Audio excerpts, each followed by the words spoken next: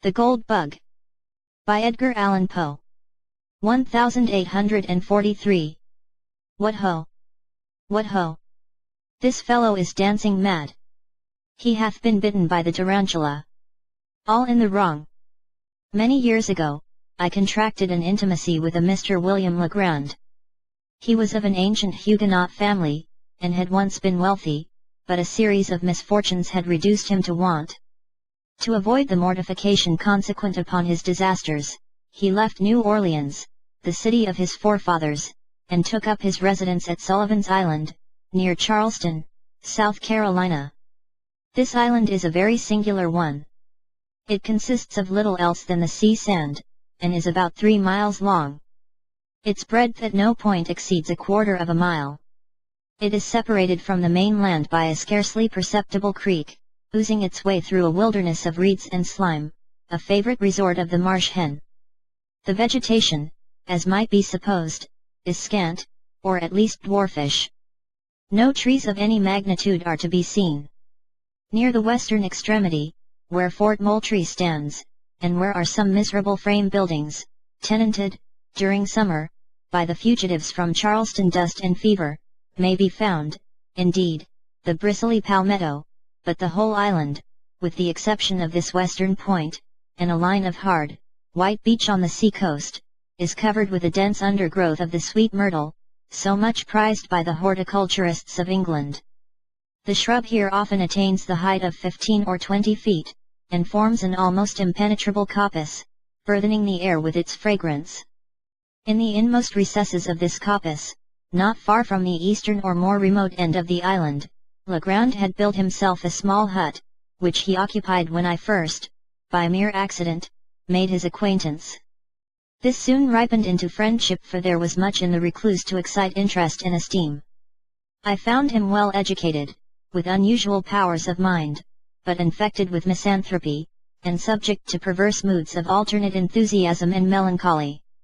He had with him many books, but rarely employed them.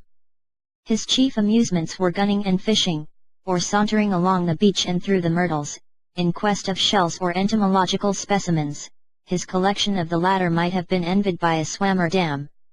In these excursions he was usually accompanied by an old negro, called Jupiter, who had been manumitted before the reverses of the family, but who could be induced, neither by threats nor by promises, to abandon what he considered his right of attendance upon the footsteps of his young Massa Will. It is not improbable that the relatives of Legrand, conceiving him to be somewhat unsettled in intellect, had contrived to instill this obstinacy into Jupiter, with a view to the supervision and guardianship of the wanderer. The winters in the latitude of Sullivan's Island are seldom very severe, and in the fall of the year it is a rare event indeed when a fire is considered necessary.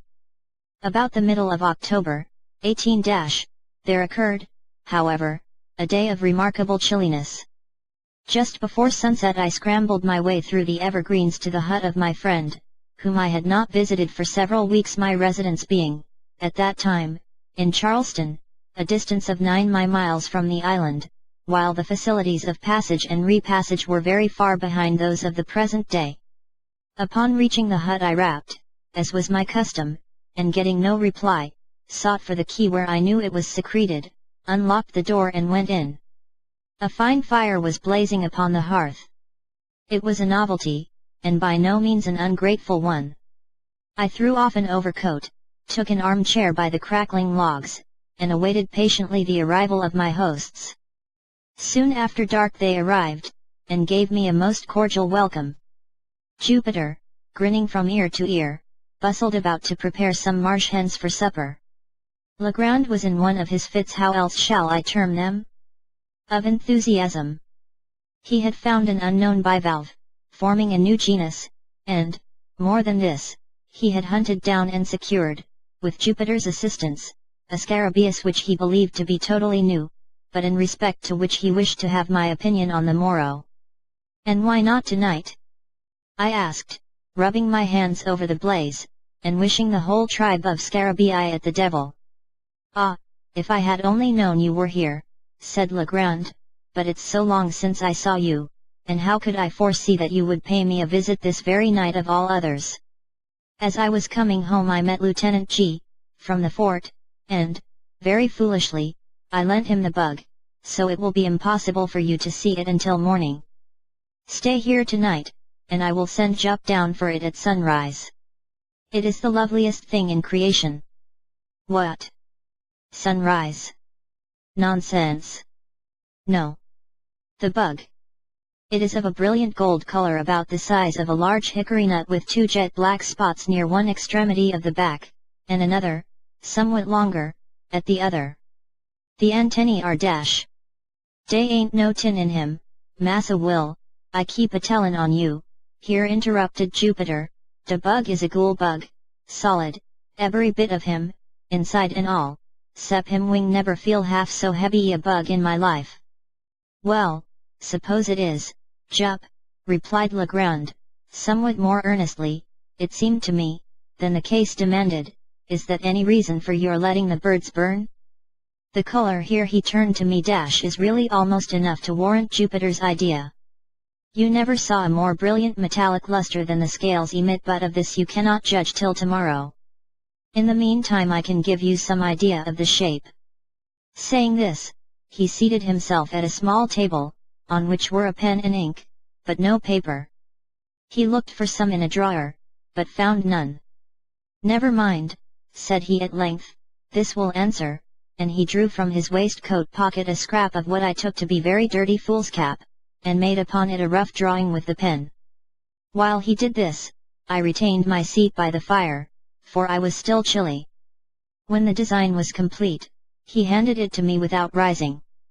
As I received it, a loud growl was heard, succeeded by a scratching at the door. Jupiter opened it, and a large Newfoundland, belonging to Legrand, rushed in, leaped upon my shoulders, and loaded me with caresses, for I had shown him much attention during previous visits. When his gambols were over, I looked at the paper, and, to speak the truth, found myself not a little puzzled at what my friend had depicted. Well, I said, after contemplating it for some minutes, this is a strange scarabaeus, I must confess, new to me, never saw anything like it before unless it was a skull, or a death's head, which it more nearly resembles than anything else that has come under my observation. A death's head, echoed Legrand. Oh yes, well, it has something of that appearance upon paper, no doubt. The two upper black spots look like eyes, eh?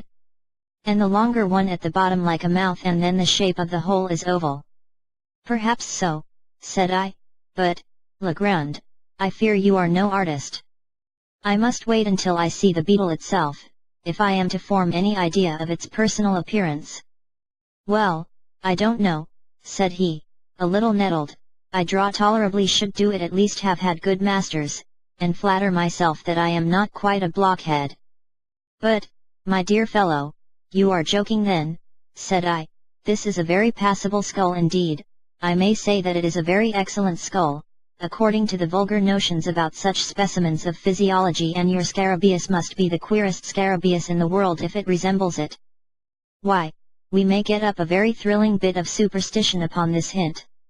I presume you will call the bug Scarabaeus caput hominis, or something of that kind. There are many titles in the natural histories. But where are the antennae you spoke of? The antennae, said Legrand, who seemed to be getting unaccountably warm upon the subject, I am sure you must see the antennae. I made them as distinct as they are in the original insect, and I presume that is sufficient. Well, I said, perhaps you have still. I don't see them, and I handed him the paper without additional remark, not wishing to ruffle his temper, but I was much surprised at the turn affairs had taken. His ill humor puzzled me, and, as for the drawing of the beetle, there were positively no antennae visible, and the whole did bear a very close resemblance to the ordinary cuts of a death's head. He received the paper very peevishly, and was about to crumple it, apparently to throw it in the fire, when a casual glance at the design seemed suddenly to rivet his attention. In an instant his face grew violently red, in another as excessively pale. For some minutes, he continued to scrutinize the drawing minutely where he sat. At length he arose, took a candle from the table, and proceeded to seat himself upon a sea chest in the farthest corner of the room. Here again he made an anxious examination of the paper, turning it in all directions.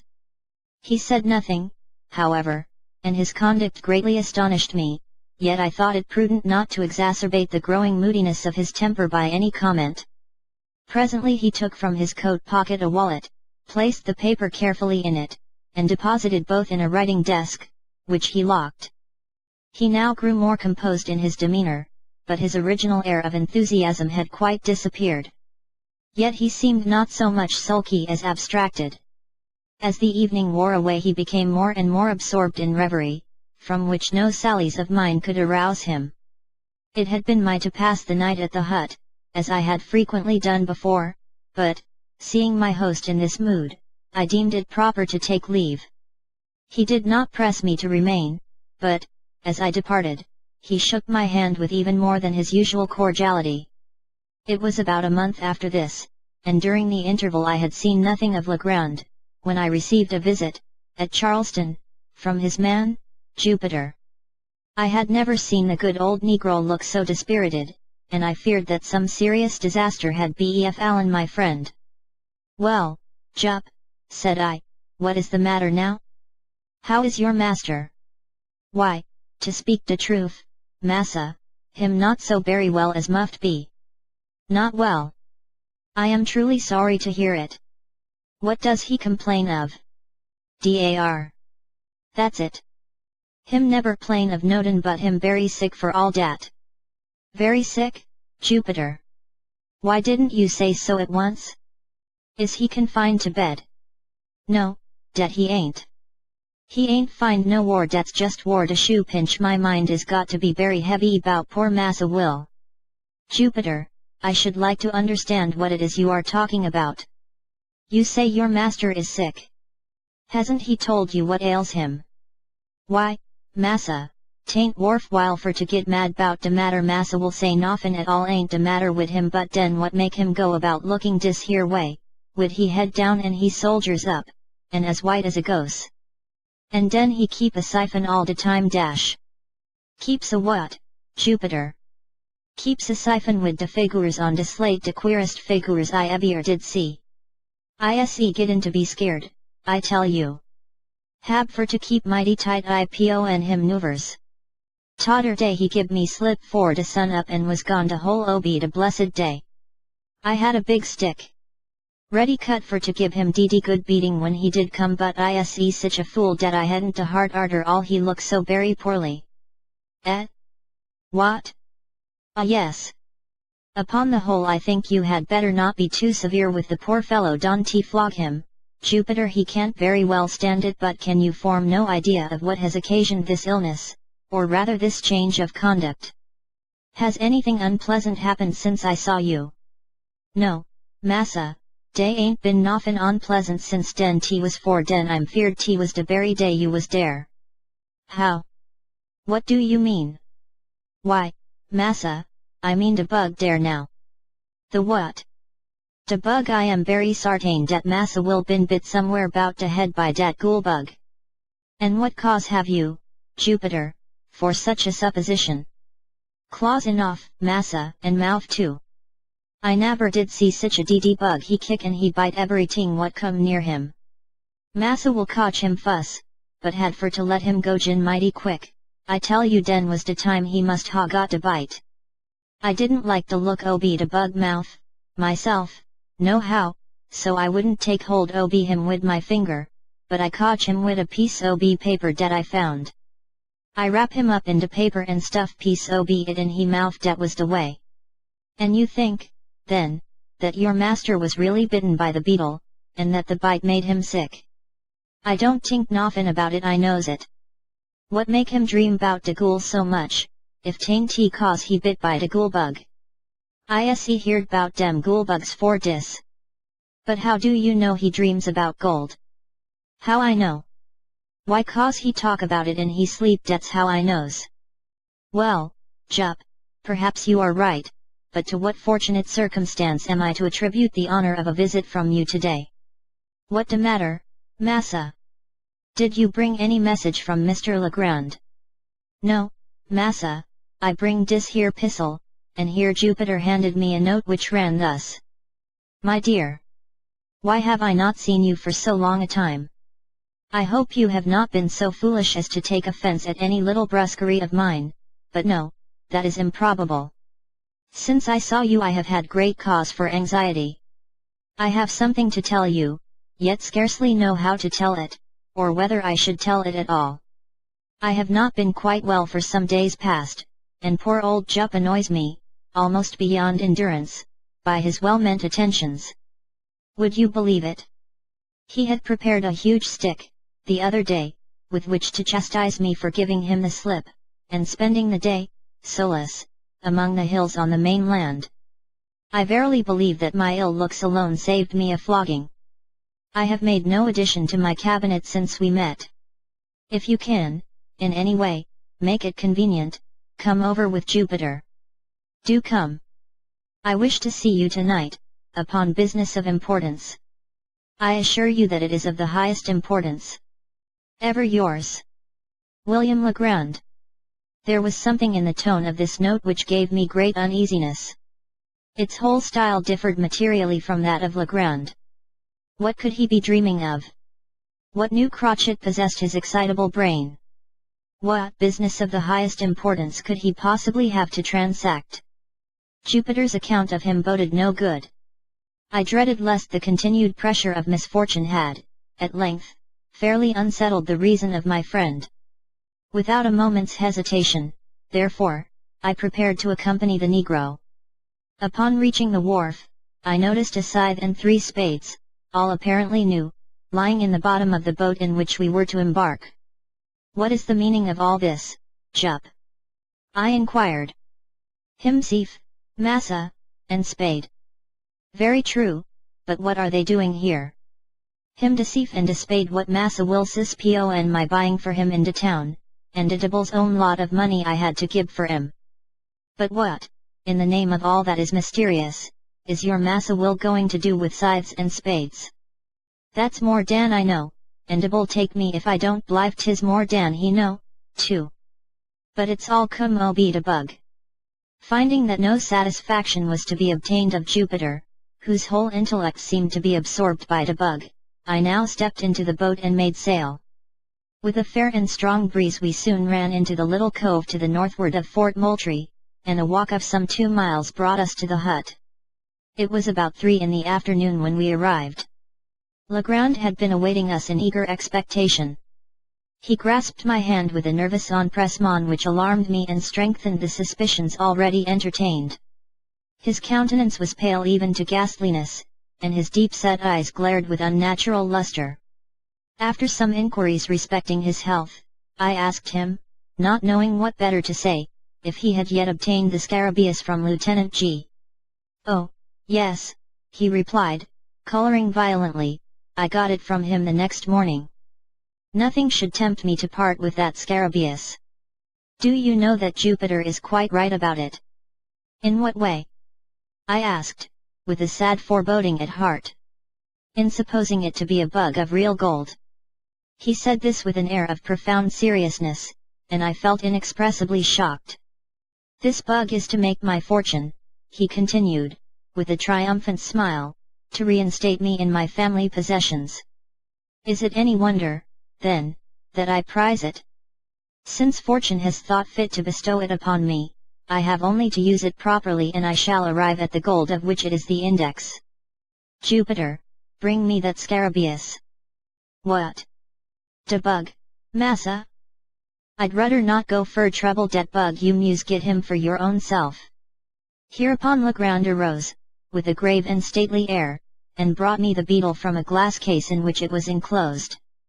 It was a beautiful scarabaeus, and, at that time, unknown to naturalists of course a great prize in a scientific point of view.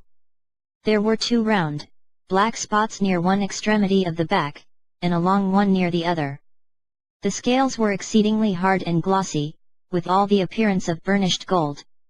The weight of the insect was very remarkable, and, taking all things into consideration, I could hardly blame Jupiter for his opinion respecting it, but what to make of Legrand's agreement with that opinion, I could not, for the life of me, tell. "I sent for you," said he, in a grandiloquent tone, when I had completed my examination of the beetle. "I sent for you, that I might have your counsel and assistance in furthering the views of fate and of the bug. My dear Legrand," I cried, interrupting him, "you are certainly unwell, and had better use some little precautions. You shall go to bed, and I will remain with you a few days, until you get over this. You are feverish and Feel my pulse," said he. I felt it, and, to say the truth, found not the slightest indication of fever. "But you may be ill and yet have no fever. Allow me this once to prescribe for you. In the first place, go to bed. In the next You are mistaken," he interposed. "I am as well as I can expect to be under the excitement which I suffer. If you really wish me well, you will relieve this excitement. And how is this to be done?" "Very easily. Jupiter and myself are going upon an expedition into the hills, upon the mainland, and, in this expedition, we shall need the aid of some person in whom we can confide. You are the only one we can trust. Whether we succeed or fail, the excitement which you now perceive in me will be equally allayed." "I am anxious to oblige you in any way," I replied, "but do you mean to say that this infernal beetle has any connection with your expedition into the hills?" "It has." "Then, Legrand, I can become a party to no such absurd proceeding. I am sorry, very sorry, for we shall have to try it by ourselves." "Try it by yourselves? The man is surely mad. But stay. How long do you propose to be absent?" "Probably all night. We shall start immediately, and be back, at all events, by sunrise. And will you promise me, upon your honor, that when this freak of yours is over, and the bug business, good God, settled to your satisfaction, you will then return home and follow my advice implicitly, as that of your physician?" "Yes, I promise, and now let us be off, for we have no time to lose." With a heavy heart I accompanied my friend. We started about 4 o'clock. Legrand, Jupiter, the dog, and myself. Jupiter had with him the scythe and spades, the whole of which he insisted upon carrying more through fear, it seemed to me, of trusting either of the implements within reach of his master, than from any excess of industry or complaisance. His demeanor was dogged in the extreme, and "dat bug" were the sole words which escaped his lips during the journey. For my own part, I had charge of a couple of dark lanterns, while Legrand contented himself with the scarabaeus, which he carried attached to the end of a bit of whipcord, twirling it to and fro, with the air of a conjurer, as he went. When I observed this last, plain evidence of my friend's aberration of mind, I could scarcely refrain from tears. I thought it best, however, to humor his fancy, at least for the present, or until I could adopt some more energetic measures with a chance of success. In the meantime I endeavored, but all in vain, to sound him in regard to the object of the expedition. Having succeeded in inducing me to accompany him, he seemed unwilling to hold conversation upon any topic of minor importance, and to all my questions vouchsafed no other reply than "we shall see." We crossed the creek at the head of the island by means of a skiff, and, ascending the high grounds on the shore of the mainland, proceeded in a northwesterly direction, through a tract of country excessively wild and desolate, where no trace of a human footstep was to be seen. Legrand led the way with decision, pausing only for an instant, here and there, to consult what appeared to be certain landmarks of his own contrivance upon a former occasion. In this manner we journeyed for about 2 hours, and the sun was just setting when we entered a region infinitely more dreary than any yet seen. It was a species of table land, near the summit of an almost inaccessible hill, densely wooded from base to pinnacle, and interspersed with huge crags that appeared to lie loosely upon the soil, and in many cases were prevented from precipitating themselves into the valleys below, merely by the support of the trees against which they reclined. Deep ravines, in various directions, gave an air of still sterner solemnity to the scene. The natural platform to which we had clambered was thickly overgrown with brambles, through which we soon discovered that it would have been impossible to force our way but for the scythe, and Jupiter, by direction of his master, proceeded to clear for us a path to the foot of an enormously tall tulip tree, which stood, with some 8 or 10 oaks, upon the level, and far surpassed them all, and all other trees which I had then ever seen, in the beauty of its foliage and form, in the wide spread of its branches, and in the general majesty of its appearance. When we reached this tree, Legrand turned to Jupiter, and asked him if he thought he could climb it. The old man seemed a little staggered by the question, and for some moments made no reply. At length he approached the huge trunk, walked slowly around it, and examined it with minute attention. When he had completed his scrutiny, he merely said, "Yes, massa, Jup climb any tree he ever see in he life. Then up with you as soon as possible, for it will soon be too dark to see what we are about." "How far muse go up, massa?" inquired Jupiter. "Get up the main trunk first, and then I will tell you which way to go and here stop. Take this beetle with you." "De bug, massa will." "De ghoul bug," cried the negro, drawing back in dismay. "What for muse tote de bug way up de tree? Dien if I do." "If you are afraid, Jup, a great big negro like you, to take hold of a harmless little dead beetle, why you can carry it up by this string, but, if you do not take it up with you in some way, I shall be under the necessity of breaking your head with this shovel." "What de matter now, massa?" said Jup, evidently shamed into compliance. "Always want for to raise fuss wid old nigger. Was only funnin' anyhow. Me feared de bug. What I care for de bug." Here he took cautiously hold of the extreme end of the string, and, maintaining the insect as far from his person as circumstances would permit, prepared to ascend the tree. In youth, the tulip tree, or Liriodendron tulipiferum, the most magnificent of American foresters, has a trunk peculiarly smooth, and often rises to a great height without lateral branches, but, in its riper age, the bark becomes gnarled and uneven, while many short limbs make their appearance on the stem. Thus the difficulty of ascension, in the present case, lay more in semblance than in reality.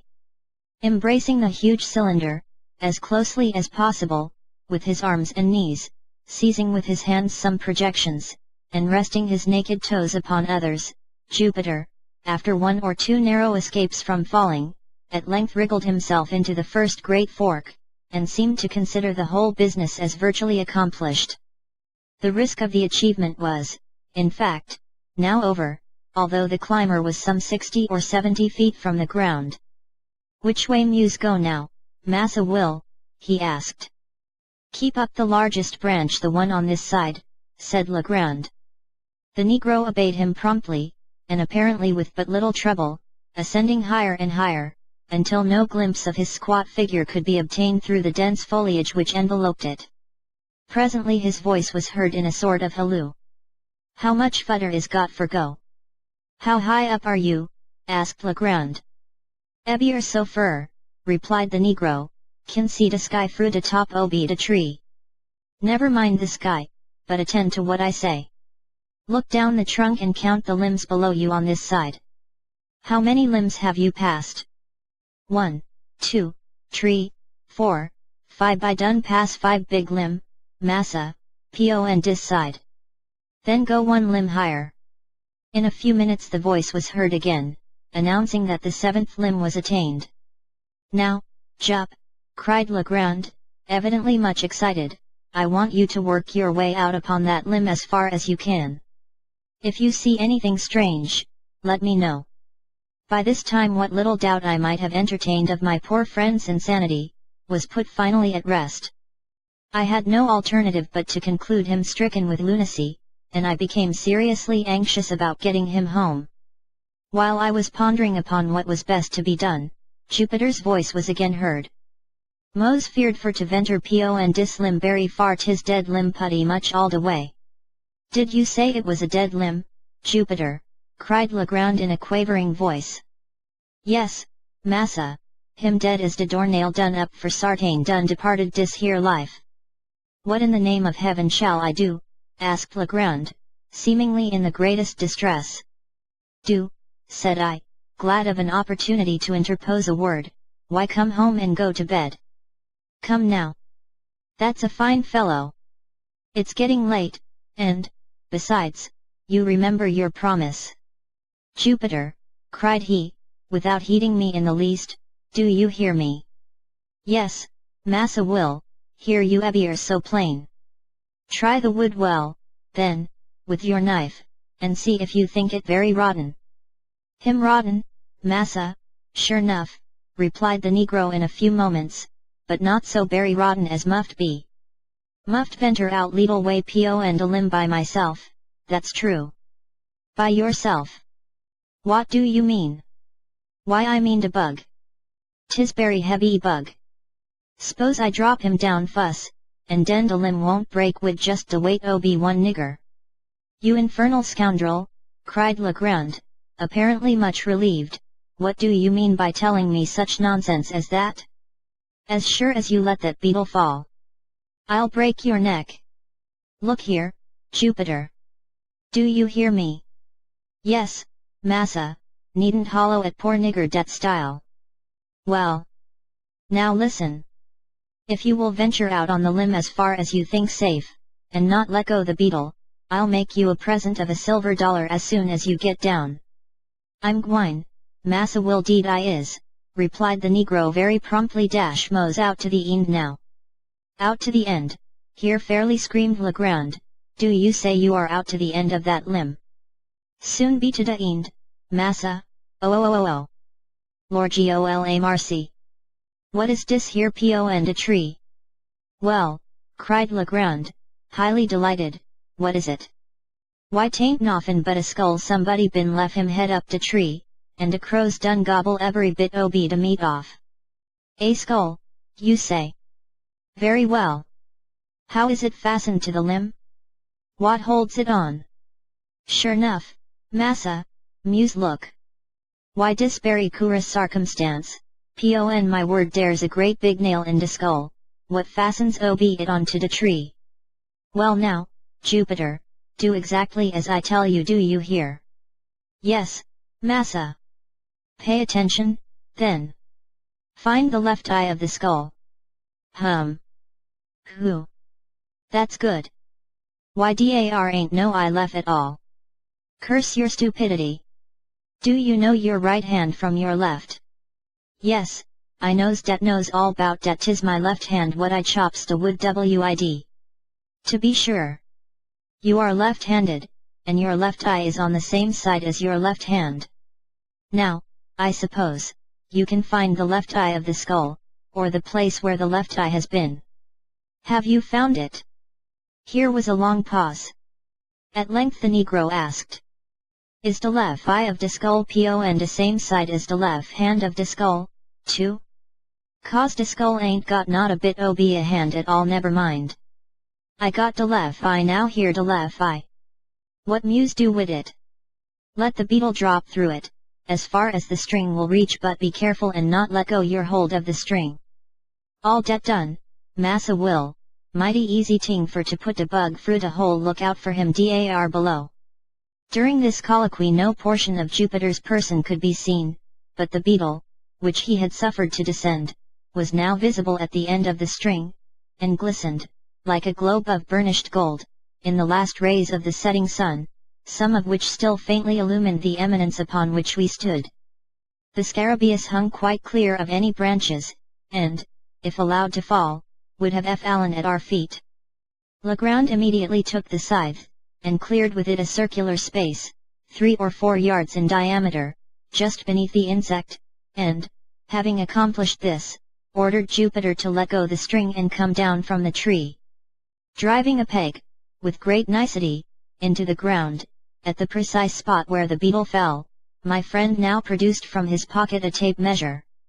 Fastening one end of this at that point of the trunk of the tree which was nearest the peg, he unrolled it till it reached the peg, and thence farther unrolled it, in the direction already established by the 2 points of the tree and the peg, for the distance of 50 feet, Jupiter clearing away the brambles with the scythe.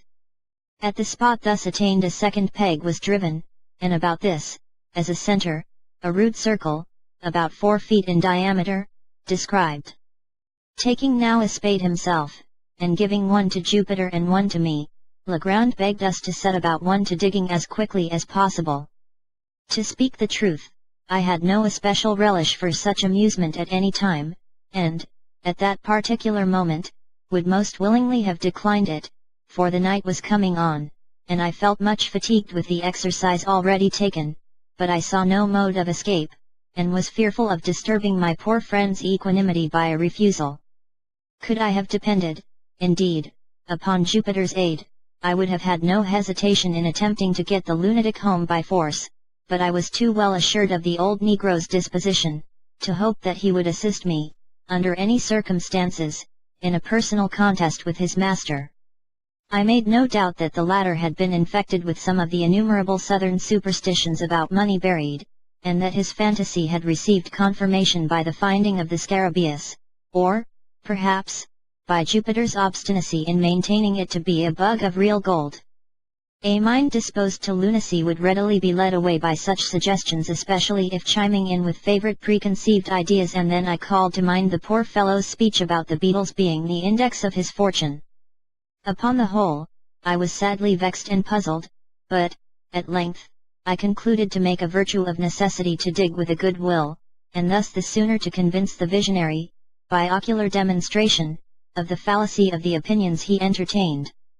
The lanterns having been lit, we all fell to work with a zeal worthy a more rational cause, and, as the glare fell upon our persons and implements, I could not help thinking how picturesque a group we composed, and how strange and suspicious our labours must have appeared to any interloper who, by chance, might have stumbled upon our whereabouts. We dug very steadily for 2 hours. Little was said, and our chief embarrassment lay in the yelpings of the dog, who took exceeding interest in our proceedings. He, at length, became so obstreperous that we grew fearful of his giving the alarm to some stragglers in the vicinity, or, rather, this was the apprehension of Legrand. For myself, I should have rejoiced at any interruption which might have enabled me to get the wanderer home.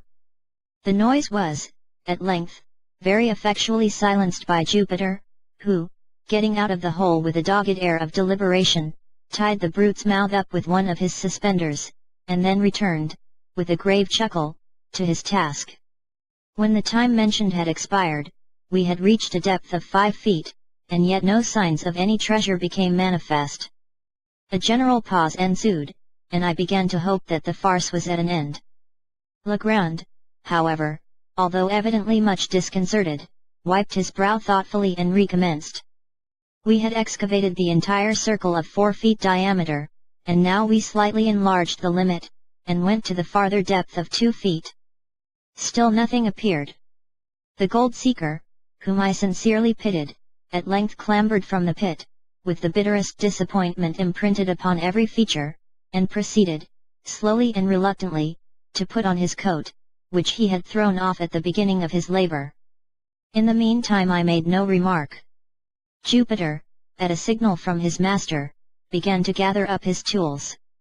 This done, and the dog having been unmuzzled, we turned in profound silence towards home.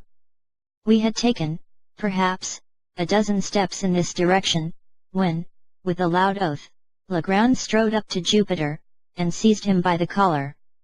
The astonished Negro opened his eyes and mouth to the fullest extent, let fall the spades, and fell upon his knees. "You scoundrel," said Legrand, hissing out the syllables from between his clenched teeth. "You infernal black villain! Speak, I tell you! Answer me this instant, without prevarication! Which is your left eye? Oh, my golly, Massa Will! Ain't dis here my left eye for sartain?"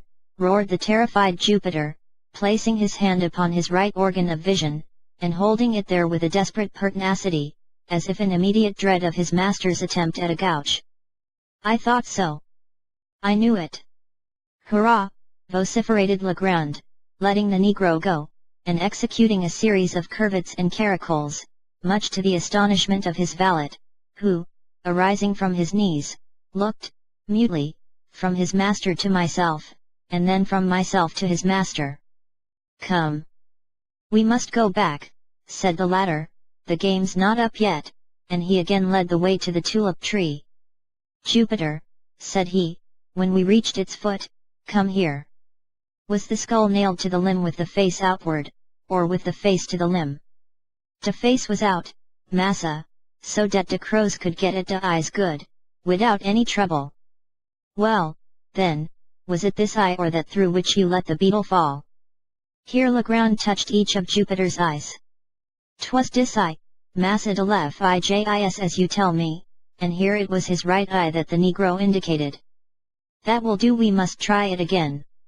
Here my friend, about whose madness I now saw, or fancied that I saw, certain indications of method, removed the peg which marked the spot where the beetle fell, to a spot about 3 inches to the westward of its former position.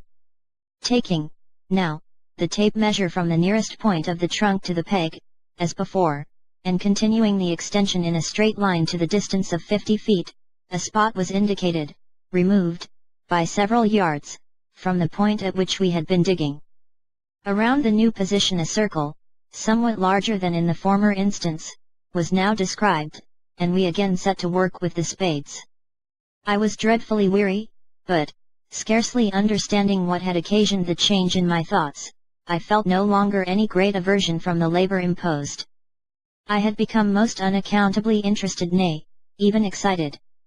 Perhaps there was something, amid all the extravagant demeanor of Legrand, some air of forethought, or of deliberation, which impressed me. I dug eagerly, and now and then caught myself actually looking, with something that very much resembled expectation, for the fancied treasure, the vision of which had demented my unfortunate companion.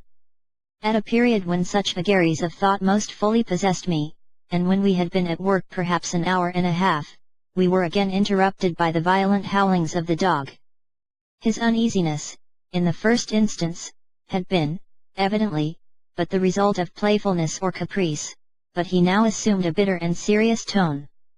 Upon Jupiter's again attempting to muzzle him, he made furious resistance, and, leaping into the hole, tore up the mold frantically with his claws. In a few seconds he had uncovered a mass of human bones, forming 2 complete skeletons, intermingled with several buttons of metal, and what appeared to be the dust of decayed woolen. 1 or 2 strokes of a spade upturned the blade of a large Spanish knife, and, as we dug farther, 3 or 4 loose pieces of gold and silver coin came to light. At sight of these the joy of Jupiter could scarcely be restrained, but the countenance of his master wore an air of extreme disappointment. He urged us, however, to continue our exertions, and the words were hardly uttered when I stumbled and fell forward, having caught the toe of my boot in a large ring of iron that lay half buried in the loose earth. We now worked in earnest, and never did I pass 10 minutes of more intense excitement. During this interval we had fairly unearthed an oblong chest of wood, which, from its perfect preservation, and wonderful hardness, had plainly been subjected to some mineralizing process, perhaps that of the bichloride of mercury. This box was 3 feet and a half long, 3 feet broad, and 2.5 feet deep. It was firmly secured by bands of wrought iron, riveted, and forming a kind of trellis work over the whole. On each side of the chest, near the top, were 3 rings of iron, 6 in all, by means of which a firm hold could be obtained by 6 persons. Our utmost united endeavors served only to disturb the coffer very slightly in its bed. We at once saw the impossibility of removing so great a weight. Luckily, the sole fastenings of the lid consisted of 2 sliding bolts. These we drew back trembling and panting with anxiety. In an instant, a treasure of incalculable value lay gleaming before us. As the rays of the lanterns fell within the pit, there flashed upwards, from a confused heap of gold and of jewels, a glow and a glare that absolutely dazzled our eyes. I shall not pretend to describe the feelings with which I gazed. Amazement was, of course, predominant. Legrand appeared exhausted with excitement, and spoke very few words. Jupiter's countenance wore, for some minutes, as deadly a pallor as it is possible, in the nature of things, for any Negro's visage to assume. He seemed stupefied, thunder-stricken. Presently he fell upon his knees in the pit, and, burying his naked arms up to the elbows in gold, let them there remain, as if enjoying the luxury of a bath. At length, with a deep sigh, he exclaimed, as if in a soliloquy, "And dis all cum mo be de ghoul bug." De putty ghoul bug. De poor little ghoul bug, what I boost in dat sauvage kind ob style. Ain't you shamed ob yourself, nigger? Answer me dat. It became necessary, at last, that I should arouse both master and valet to the expediency of removing the treasure. It was growing late, and it behooved us to make exertion, that we might get everything housed before daylight. It was difficult to say what should be done, and much time was spent in deliberations, so confused were the ideas of all. We, finally, lightened the box by removing 2/3 of its contents, when we were enabled, with some trouble, to raise it from the hole. The articles taken out were deposited among the brambles, and the dog left to guard them, with strict orders from Jupiter neither, upon any pretense, to stir from the spot, nor to open his mouth until our return. We then hurriedly made for home with the chest, reaching the hut in safety, but after excessive toil, at 1 o'clock in the morning. Worn out as we were, it was not in human nature to do more just then. We rested until 2, and had supper, starting for the hills immediately afterwards, armed with 3 stout sacks, which, by good luck, were upon the premises. A little before 4 we arrived at the pit, divided the remainder of the booty, as equally as might be, among us, and, leaving the holes unfilled, again set out for the hut, at which, for the second time, we deposited our golden burthens, just as the first streaks of the dawn gleamed from over the tree-tops in the east. We were now thoroughly broken down, but the intense excitement of the time denied us repose.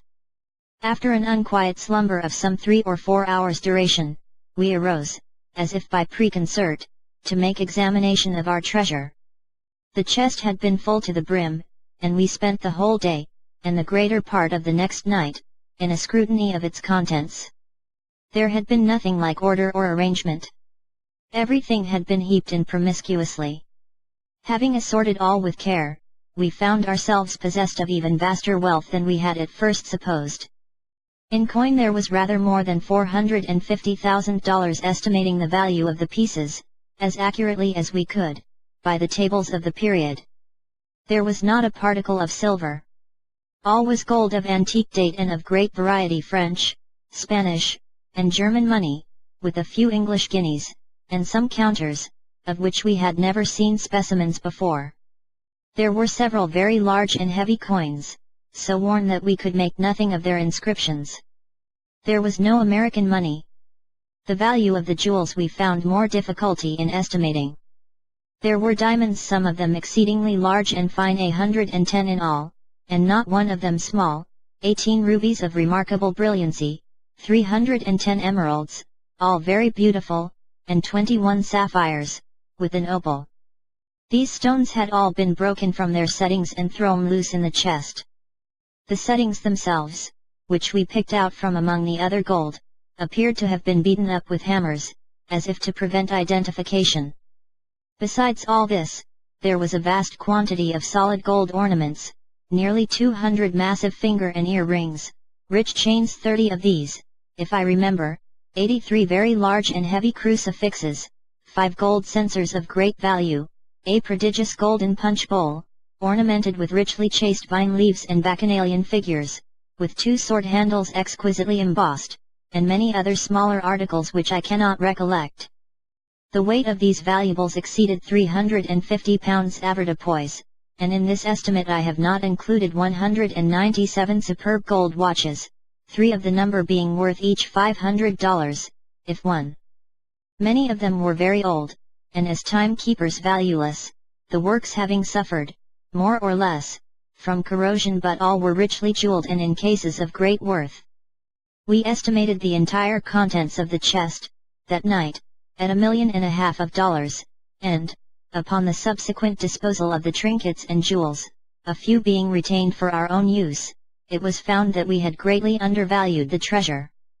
When, at length, we had concluded our examination, and the intense excitement of the time had, in some measure, subsided, Legrand, who saw that I was dying with impatience for a solution of this most extraordinary riddle, entered into a full detail of all the circumstances connected with it. "You remember," said he, "the night when I handed you the rough sketch I had made of the scarabaeus. You recollect also, that I became quite vexed at you for insisting that my drawing resembled a death's head. When you first made this assertion I thought you were jesting, but afterwards I called to mind the peculiar spots on the back of the insect, and admitted to myself that your remark had some little foundation in fact. Still, the sneer at my graphic powers irritated me, for I am considered a good artist, and, therefore, when you handed me the scrap of parchment, I was about to crumple it up and throw it angrily into the fire. The scrap of paper, you mean, said I. No, it had much of the appearance of paper, and at first I supposed it to be such, but when I came to draw upon it, I discovered it, at once, to be a piece of very thin parchment. It was quite dirty, you remember. Well, as I was in the very act of crumpling it up, my glance fell upon the sketch at which you had been looking, and you may imagine my astonishment when I perceived, in fact, the figure of a death's head just where, it seemed to me, I had made the drawing of the beetle. For a moment I was too much amazed to think with accuracy. I knew that my design was very different in detail from this, although there was a certain similarity in general outline. Presently I took a candle, and seating myself at the other end of the room, proceeded to scrutinize the parchment more closely. Upon turning it over, I saw my own sketch upon the reverse, just as I had made it. My first idea, now, was mere surprise at the really remarkable similarity of outline, at the singular coincidence involved in the fact, that unknown to me, there should have been a skull upon the other side of the parchment, immediately beneath my figure of the scarabaeus, and that this skull, not only in outline, but in size, should so closely resemble my drawing. I say the singularity of this coincidence absolutely stupefied me for a time. This is the usual effect of such coincidences. The mind struggles to establish a connection, a sequence of cause and effect, and, being unable to do so, suffers a species of temporary paralysis. But, when I recovered from this stupor, there dawned upon me gradually a conviction which startled me even far more than the coincidence. I began distinctly, positively, to remember that there had been no drawing on the parchment when I made my sketch of the scarabaeus. I became perfectly certain of this, for I recollected turning up first one side and then the other, in search of the cleanest spot. Had the skull been then there, of course I could not have failed to notice it. Here was indeed a mystery which I felt it impossible to explain, but, even at that early moment, there it seemed to glimmer, faintly, within the most remote and secret chambers of my intellect, a glowworm-like conception of that truth which last night's adventure brought to so magnificent a demonstration. I arose at once, and putting the parchment securely away, dismissed all farther reflection until I should be alone. When you had gone, and when Jupiter was fast asleep, I betook myself to a more methodical investigation of the affair. In the first place I considered the manner in which the parchment had come into my possession. The spot where we discovered the scarabaeus was on the coast of the mainland, about a mile eastward of the island, and but a short distance above high water mark. Upon my taking hold of it, it gave me a sharp bite, which caused me to let it drop. Jupiter, with his accustomed caution, before seizing the insect, which had flown towards him, looked about him for a leaf, or something of that nature, by which to take hold of it. It was at this moment that his eyes, and mine also, fell upon the scrap of parchment, which I then supposed to be paper. It was lying half buried in the sand, a corner sticking up. Near the spot where we found it, I observed the remnants of the hull of what appeared to have been a ship's long-boat. The wreck seemed to have been there for a very great while, for the resemblance to boat timbers could scarcely be traced. Well, Jupiter picked up the parchment, wrapped the beetle in it, and gave it to me. Soon afterwards we turned to go home, and on the way met Lieutenant G. I showed him the insect, and he begged me to let him take it to the fort. On my consenting, he thrust it forthwith into his waistcoat pocket, without the parchment in which it had been wrapped, and which I had continued to hold in my hand during his inspection. Perhaps he dreaded my changing my mind, and thought it best to make sure of the prize at once. You know how enthusiastic he is on all subjects connected with natural history. At the same time, without being conscious of it, I must have deposited the parchment in my own pocket. You remember that when I went to the table, for the purpose of making a sketch of the beetle, I found no paper where it was usually kept. I looked in the drawer, and found none there. I searched my pockets, hoping to find an old letter, and then my hand fell upon the parchment. I thus detail the precise mode in which it came into my possession, for the circumstances impressed me with peculiar force. No doubt you will think me fanciful, but I had already established a kind of connection. I had put together two links of a great chain. There was a boat lying on a sea coast, and not far from the boat was a parchment knot of paper with a skull depicted on it. You will, of course, ask where is the connection. I reply that the skull, or Death's head, is the well-known emblem of the pirate. The flag of the Death's head is hoisted in all engagements. I have said that the scrap was parchment, and not paper. Parchment is durable, almost imperishable.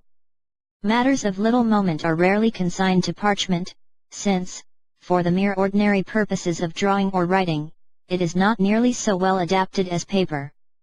This reflection suggested some meaning, some relevancy in the Death's head. I did not fail to observe, also, the form of the parchment. Although one of its corners had been, by some accident, destroyed, it could be seen that the original form was oblong. It was just such a slip, indeed, as might have been chosen for a memorandum, for a record of something to be long remembered and carefully preserved. But, I interposed, you say that the skull was not upon the parchment when you made the drawing of the beetle. How then do you trace any connection between the boat and the skull, since this latter, according to your own admission, must have been designed, God only knows how or by whom, at some period subsequent to your sketching the scarabaeus? Ah, hereupon turns the whole mystery, although the secret, at this point, I had comparatively little difficulty in solving. My steps were sure, and could afford but a single result. I reasoned, for example, thus: when I drew the scarabaeus, there was no skull apparent on the parchment. When I had completed the drawing, I gave it to you, and observed you narrowly until you returned it. You, therefore, did not design the skull, and no one else was present to do it. Then it was not done by human agency. And nevertheless it was done. At this stage of my reflections I endeavored to remember, and did remember, with entire distinctness, every incident which occurred about the period in question.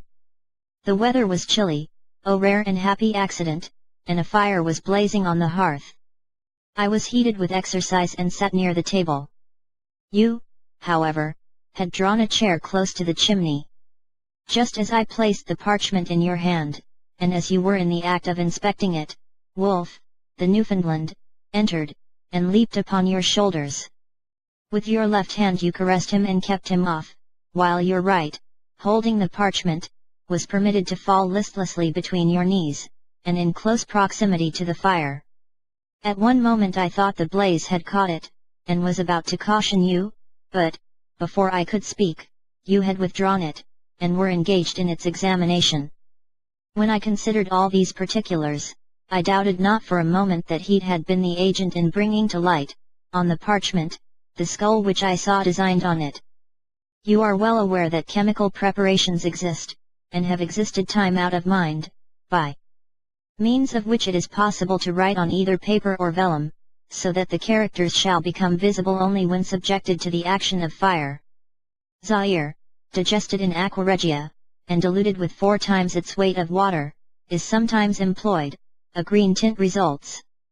The regulus of cobalt, dissolved in spirit of nitre, gives a red.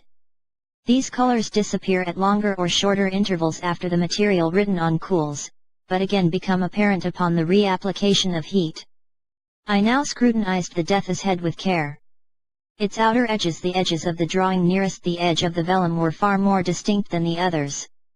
It was clear that the action of the caloric had been imperfect or unequal.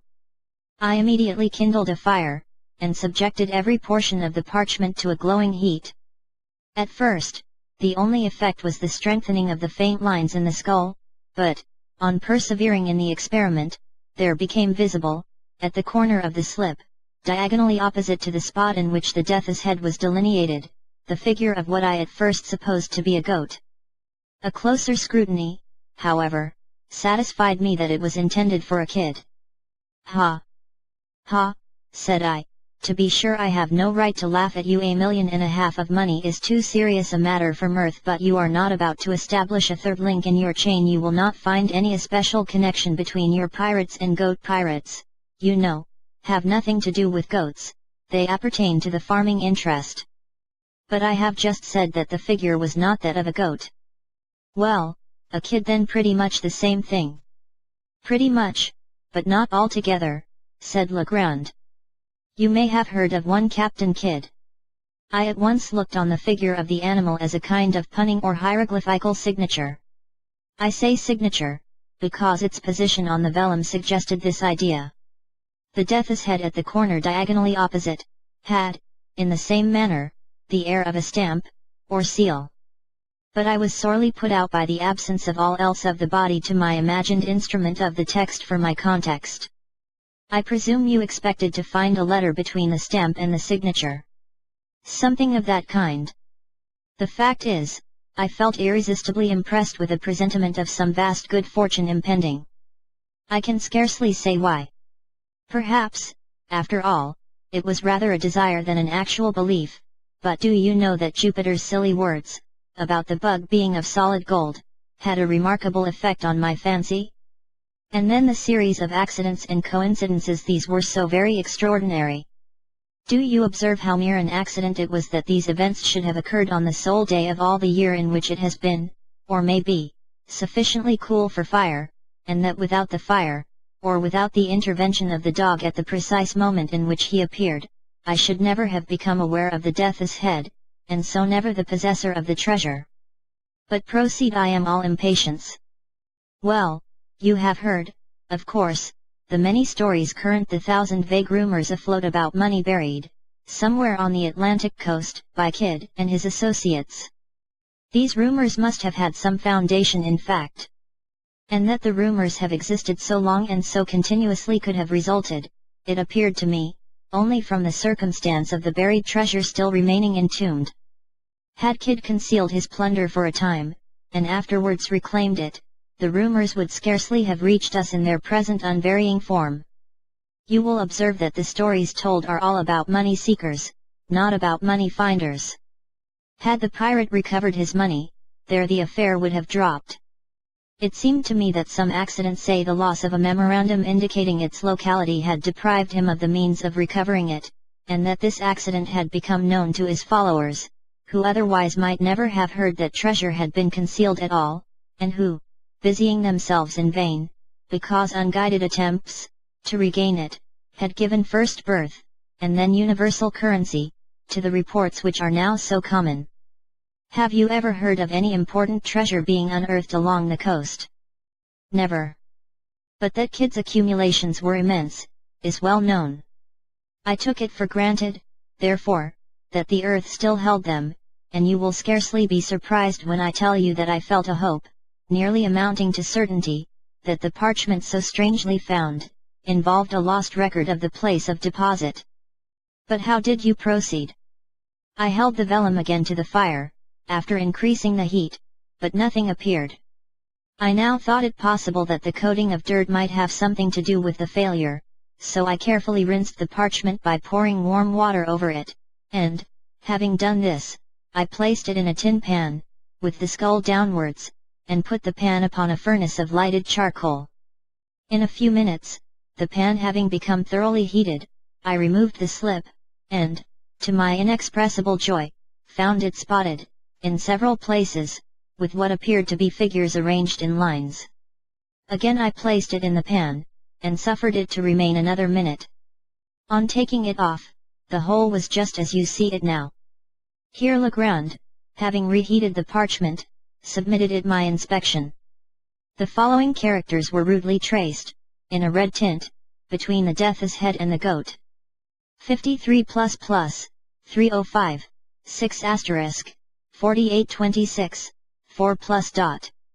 4 + 806, 48, 860, 85, 8 + 8, 83, 88, 5.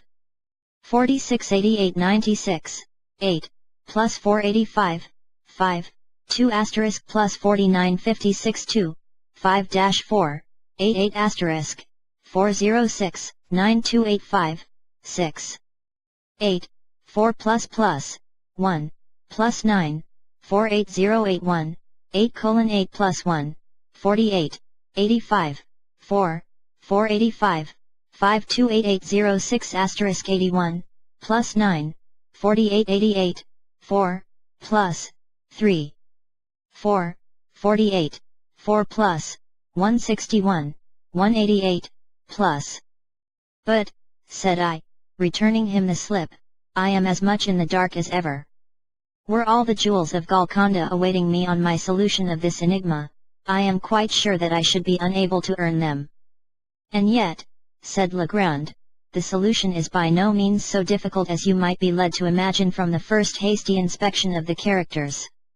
These characters, as anyone might readily guess, form a cipher, that is to say, they convey a meaning, but then, from what is known of Kidd, I could not suppose him capable of constructing any of the more abstruse cryptographs.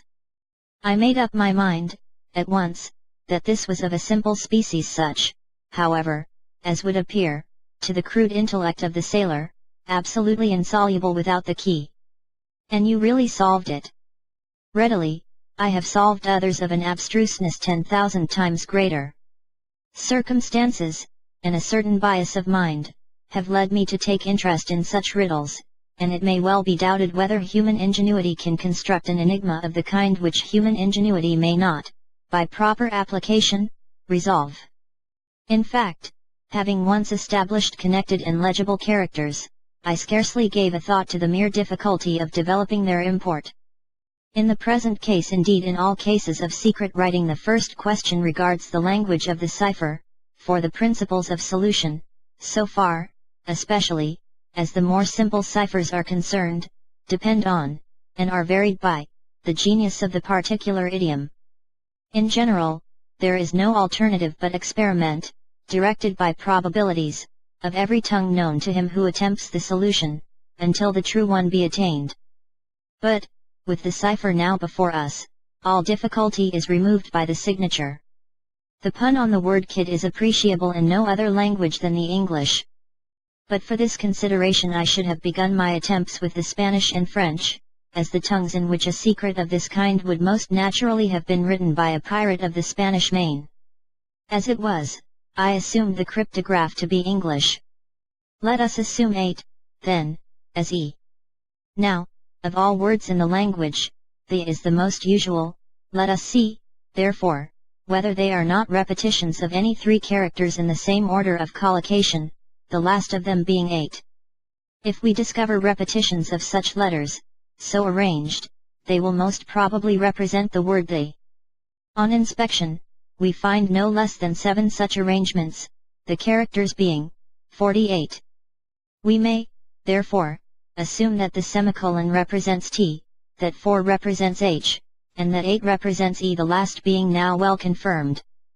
Thus a great step has been taken. But, having established a single word, we are enabled to establish a vastly important point, that is to say, several commencements and terminations of other words. Let us refer, for example, to the last instance but one, in which the combination 48 occurs not far from the end of the cipher.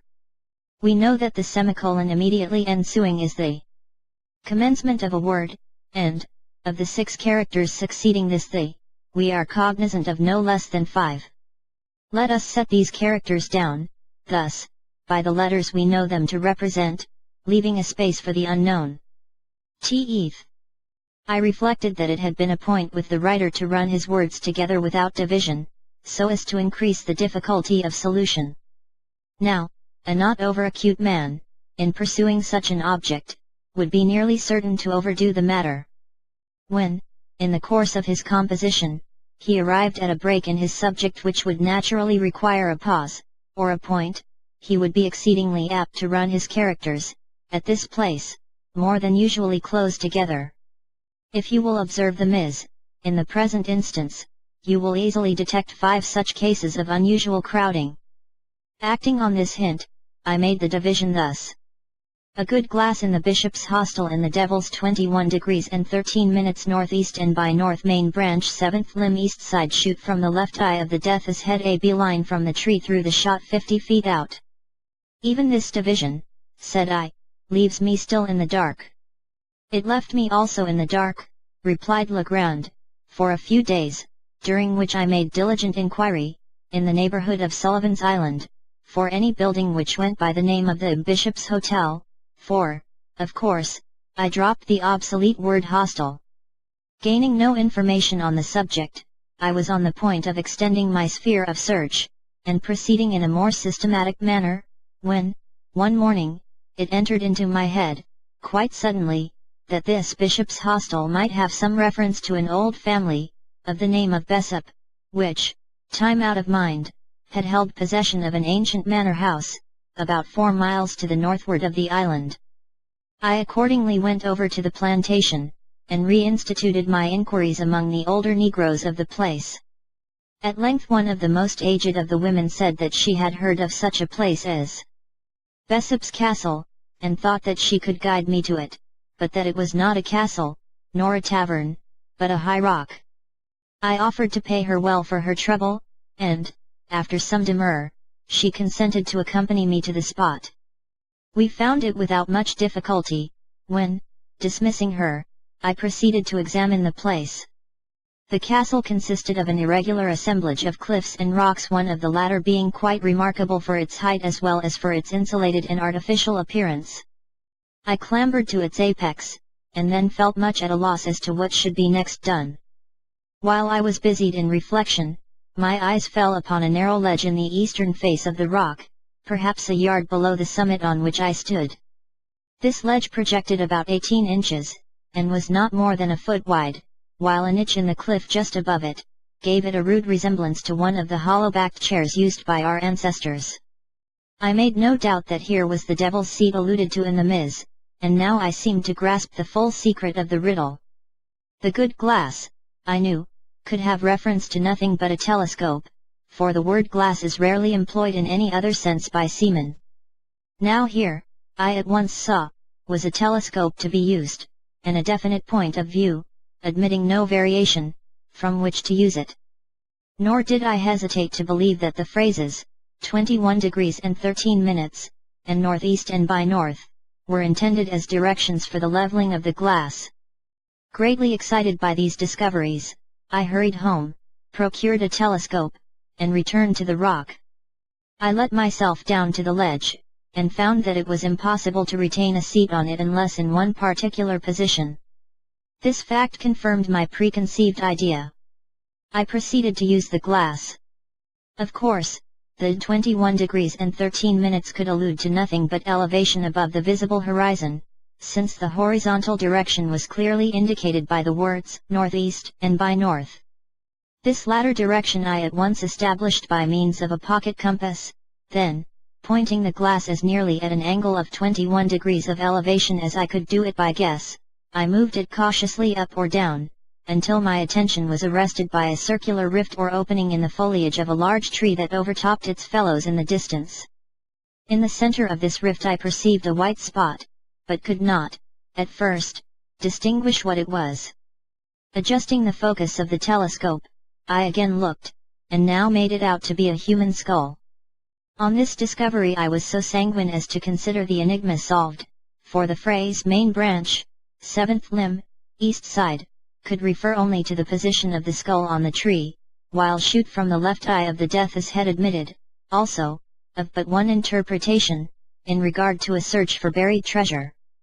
I perceived that the design was to drop a bullet from the left eye of the skull, and that a beeline, or, in other words, a straight line, drawn from the nearest point of the trunk through the shot, or the spot where the bullet fell, and thence extended to a distance of 50 feet, would indicate a definite point, and beneath this point I thought it at least possible that a deposit of value lay concealed. All this, I said, is exceedingly clear, and, although ingenious, still simple and explicit. When you left the Bishop's Hotel, what then?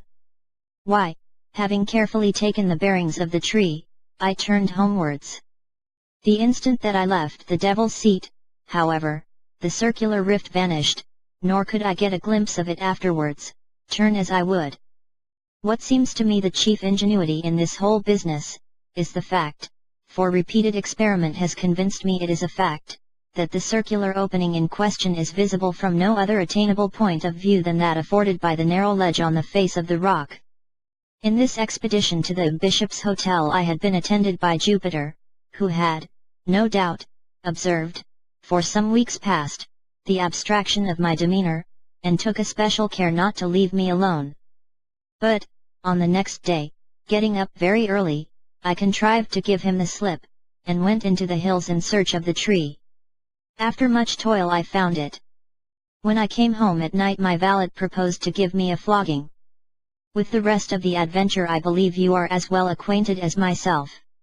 I suppose, said I, you missed the spot, in the first attempt at digging through Jupiter's stupidity in letting the bug fall through the right instead of the left of the skull. Precisely.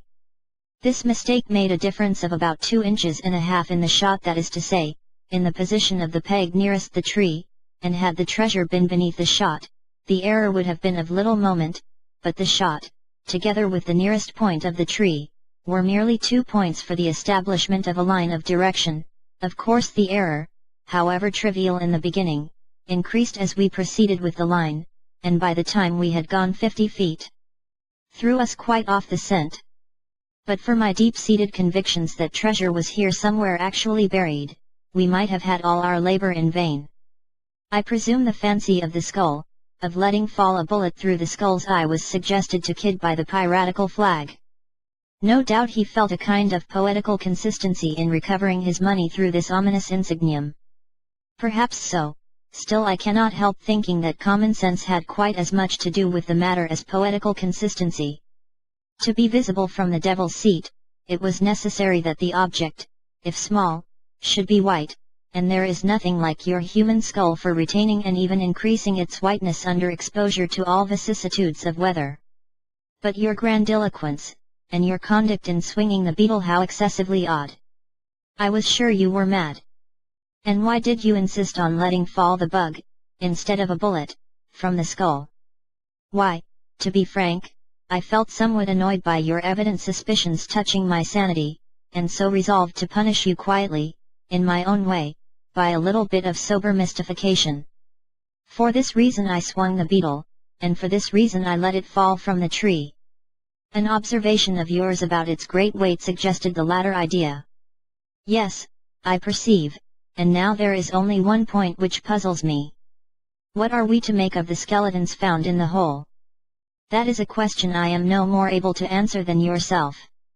There seems, however, only one plausible way of accounting for them, and yet it is dreadful to believe in such atrocity as my suggestion would imply. It is clear that Kidd, if Kidd indeed secreted this treasure, which I doubt not, it is clear that he must have had assistance in the labor. But, the worst of this labor concluded, he may have thought it expedient to remove all participants in his secret. Perhaps a couple of blows with a mattock were sufficient, while his coadjutors were busy in the pit. Perhaps it required a dozen. Who shall tell? The End.